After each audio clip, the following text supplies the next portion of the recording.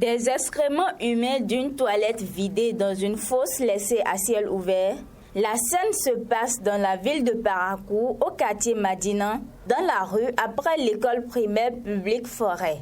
Le propriétaire de la maison, après le remplissage des toilettes de sa maison, a toujours préféré se passer du service des camions vidangeurs et utiliser une fosse qu'il a creusée lui-même pour faire passer sa vidange au mépris de la santé des riverains. C'est de leurs habitudes. Vous voyez, aujourd'hui avec les virus qui se propagent partout, quand vous prenez ce truc-là, c'est normal. Quand ils ont commencé par creuser le trou, je suis allé voir le délégué. Et j'ai appelé la police sanitaire qui est arrivée. Ce matin, à ma grande surprise, je sors, je vois, ils ont vidé le truc. Et je suis allé au niveau de la police sanitaire 3 fois. Ça fait 4 jours qu'ils ont creusé le trou. Il faut voir les enfants qui sont dans la maison. C'est là où il y a plein d'enfants.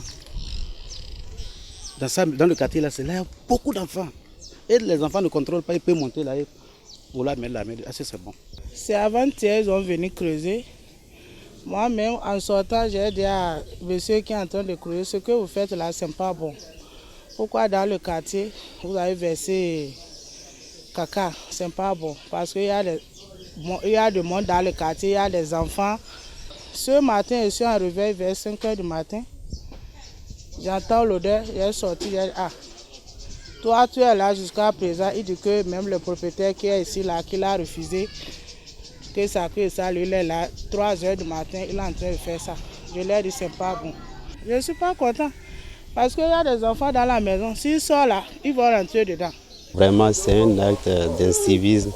En plein cœur de la ville de Parakou, on remarque ces genres de trucs, vraiment, c'est déconseillé, c'est pas bon. Tous ces trucs-là peuvent aussi générer autres maladies aux populations environnantes. Face à cet état de choses, des riverains expriment leur désarroi et appellent à un sens de responsabilité. Non, il faut que ce truc-là cesse dans le quartier, c'est pas bon. Si lui-même vivait dedans, il pouvait enlever ça. C'est parce qu'il ne vit pas dedans, c'est les locataires qui sont dedans. C'est pas normal. Mais nous qui sommes ses cohabitants, nous sommes des animaux. Il veut nous tuer. Ce n'est pas quelque chose qui est encourageable. On ne devait pas encourager.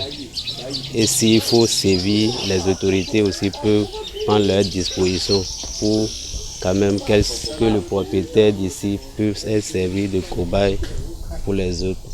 Toutes les tentatives du chef quartier pour rencontrer le mis en cause ont été vaines. Néanmoins, des dispositions sont prises pour ne plus assister à des cas pareils. Je vais encore chercher à le voir, à le rencontrer, et pour lui dire que de telles choses ne doivent pas se répéter dans le quartier.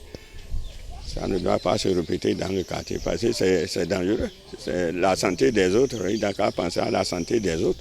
Et souvent, quand les enfants quittent l'école, c'est leur voie qu'ils prennent pour rentrer chez eux. Si un enfant tombe dedans, ça fait un autre problème encore. Cet énième acte d'incivisme interpelle les autorités en charge du cadre de vie et de l'assainissement à divers niveaux. Il est indispensable de décourager ce genre de comportement qui ne rehausse pas l'image de la cité des Koborous.